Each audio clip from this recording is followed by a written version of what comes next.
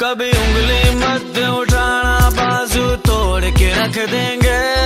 गलती से जो ललकारेगा तो गाड़ के रख देंगे। गलती से जो ललकारेगा तो गाड़ के रख देंगे।